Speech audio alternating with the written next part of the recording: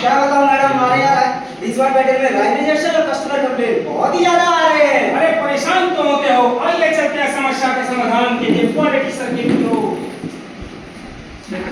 सर्वे भवन्तु सुखिनः, सर्वे सन्तु निरामयाः, सर्वे भद्राणि पश्यन्तु, मा कश्चित् दुःखभाग् भवेत्। नमस्कार। हेलो टीम आपका हार्दिक अभिनंदन करती है। अब मैं आपका ध्यान हमारे प्रोजेक्ट की ओर केंद्रित करता हूँ। हमारी प्रोजेक्ट थीम है 20 वाट पैटर्न में रिजेक्शन को कम करना और हमारे प्रोजेक्ट का नाम है प्रहरी। इस प्रोजेक्ट की शुरुआत कब हुई थी? 1 जून 2024। इस प्रोजेक्ट की समाप्ति कब हुई थी? 31 अगस्त 2024। आइए संक्षेप में मैं अपनी कंपनी के विषय में वर्णन करता हूँ।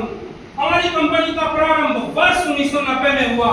हमारी कंपनी ISO के प्रमाण पत्रों द्वारा प्रमाणित कंपनी है। हमारी कंपनी स्थित एनएबीएल लैब अत्याधुनिक उपकरणों से सुसज्जित है।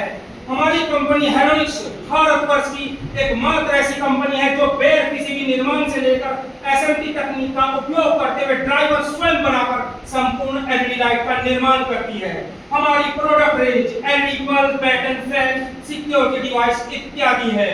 हमारी टीम एक परिचय, मैं सहदेव टीम लीडर। मैं सुमन उपाध्याय टीम मेंबर। मैं विशाल सैनी टीम मेंबर। मैं आरती टीम मेंबर। मैं सोनिया शर्मा टीम मेंबर और हमारे फैसिलिटेटर हैं मिस्टर नेपाल सिंह। आइए चलते हैं थीम सिलेक्शन की तरफ, जिसके लिए हमारी टीम ने बाकी सारी लाइनों के डेटा का एनालिसिस किया और हमने पाया कि हमारा एवरेज लाइन रिएक्शन 0.5% है, जबकि एलईडी पैटर्न 20 वाट में हमारा एवरेज लाइन रिएक्शन 3.9% है, जो कि काफी ज्यादा है। इसके लिए हमारी टीम ने रिजेक्शन को कम करने के लिए इसे एज ए थीम सेलेक्ट किया और इस प्रॉब्लम को सॉल्व करने के लिए हमने 12 स्टेप मेथड का यूज किया है। आइए चलते हैं समस्याओं की पहचान के लिए ब्रेनस्टॉर्मिंग तकनीक का उपयोग करते हुए हमने 29 समस्याओं को पहचाना। फिर इन समस्याओं को 3 कैटेगरी A, B और C में विभाजित किया। अरे ये कैटेगरी क्या है? A कैटेगरी की समस्याएं वो समस्याएं हैं जिनको टीम स्वयं सोल्व कर सकती है। तो B कैटेगरी क्या है? B कैटेगरी की समस्याएं वो समस्या है जिनको टीम अन्य विभागों की मदद से सॉल्व कर सकती है। ये सी कैटेगरी क्या है? C कैटेगरी की समस्याएं वो समस्या है जिनको टीम प्रबंधन की सहायता से सॉल्व कर सकती है।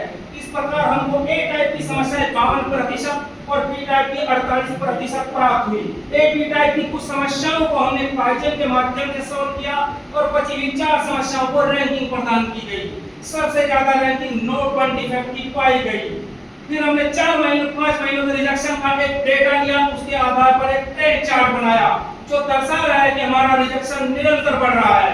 मई माह में रिजेक्शन को केंद्रित करते हुए पैराको चार्ट का निर्माण किया जो दर्शा रहा है कि हमारे अदर डिफेक्ट लो वाटेज, हाई वाटेज और फ्लिकर का कंट्रीब्यूशन 48% है, जबकि अकेले नोट 1 का कंट्रीब्यूशन 52% है।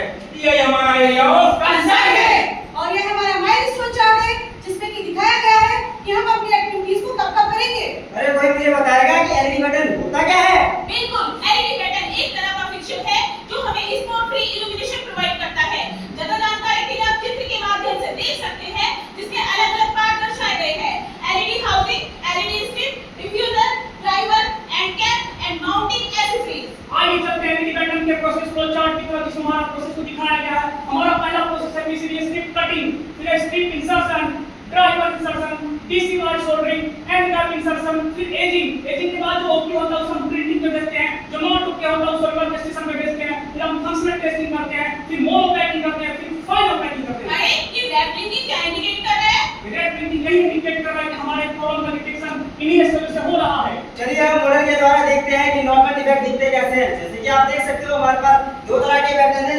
फर्स्ट पैटर्न हमारा फुली ग्लो कर रहा है और ये हमारा ओके पैटर्न है। इसी तरीके से आप दूसरा पैटर्न देख सकते हो जो नॉर्मल पड़ा हुआ है और यही हमारा नॉर्मल डिफेक्ट है। तो इस प्रॉब्लम का इम्पैक्ट कहां पड़ता है? नॉर्मल पैटर्न का इम्पैक्ट हमारे कस्टमर प्रोडक्टिविटी, क्वालिटी और कॉस्ट में पड़ता है, जिसे हमने यहाँ पर चित्र के माध्यम से दर्शाया है।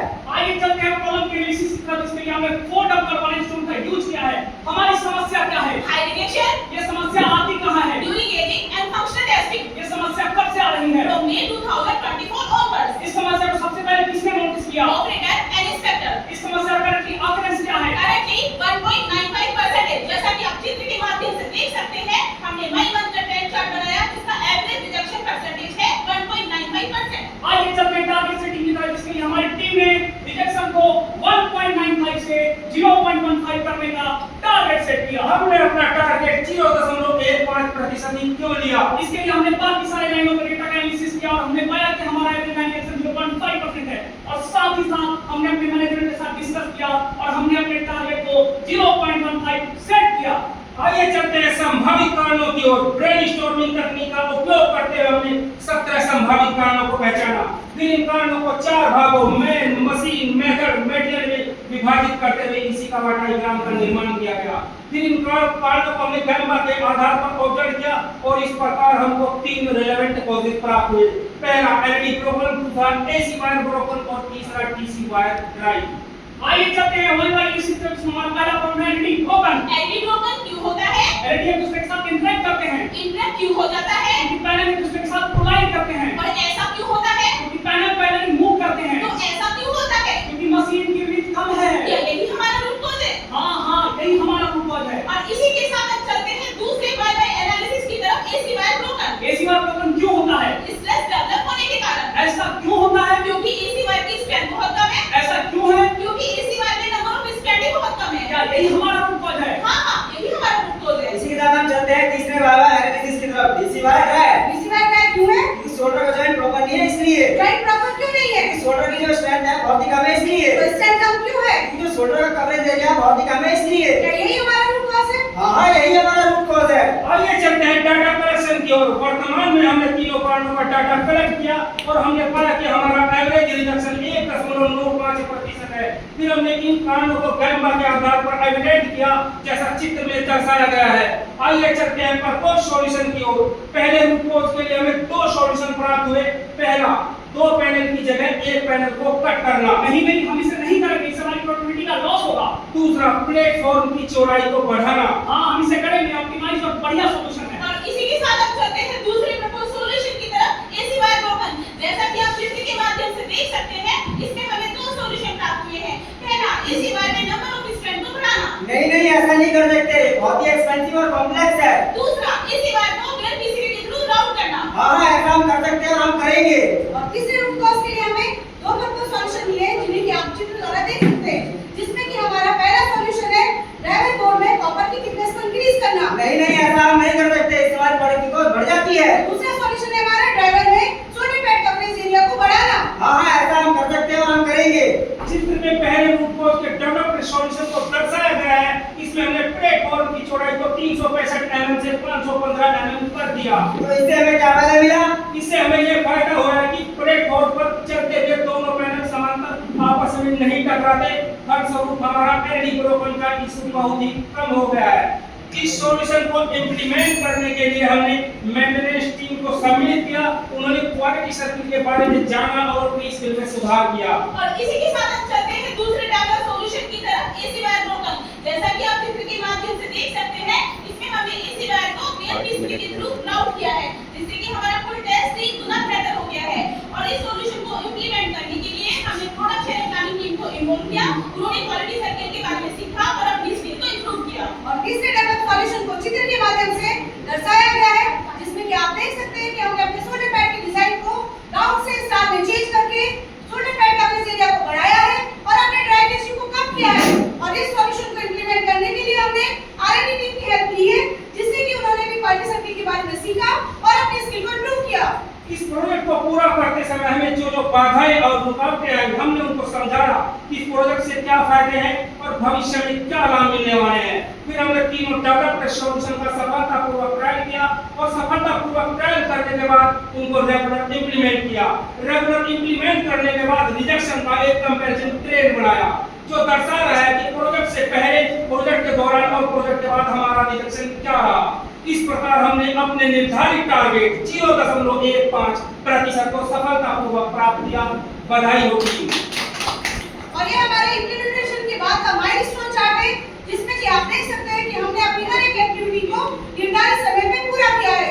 डेवलप्ड सॉल्यूशन को सस्टेन करने के लिए हमने क्या कंट्रोल मेथड लगाए। इसके लिए हमने नए चेकशीट का निर्माण किया और इसे इंप्लीमेंट किया और साथ ही साथ हमने गर्बर में चेंज करके नए गर्बर का निर्माण किया और इन तीनों कंट्रोल मेथडों को हमने हॉरिजॉन्टली डिप्लॉय कर दिया। अरे भाई कोई मुझे ये तो बताए कि इस प्रोजेक्ट से कुछ फायदा भी हुआ है या नहीं। बिल्कुल हुआ है। इससे हमें 2 तरह के बेनिफिट्स हुए हैं, टेंजिबल बेनिफिट्स और इनटेंजिबल बेनिफिट्स। जहां टेंजिबल बेनिफिट्स की बात की जाए, वह हमारी क्वालिटी में पहले 3 से 4 लोड होते थे, जो कि 0% है। तो उसकी बात की जाए, हमने 7 लाख पर एनम सेव किया है। प्रोडक्ट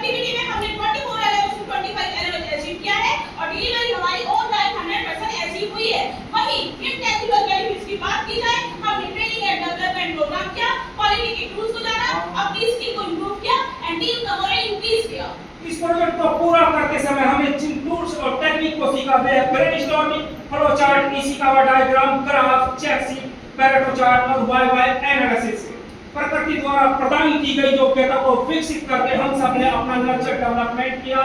हमारा फ्यूचर का प्रोजेक्ट है 26 वाट बैटरी की कोस्ट को कम करना। धन्यवाद। आपके प्रश्न और सुझाव स्वागत आमंत्रित है।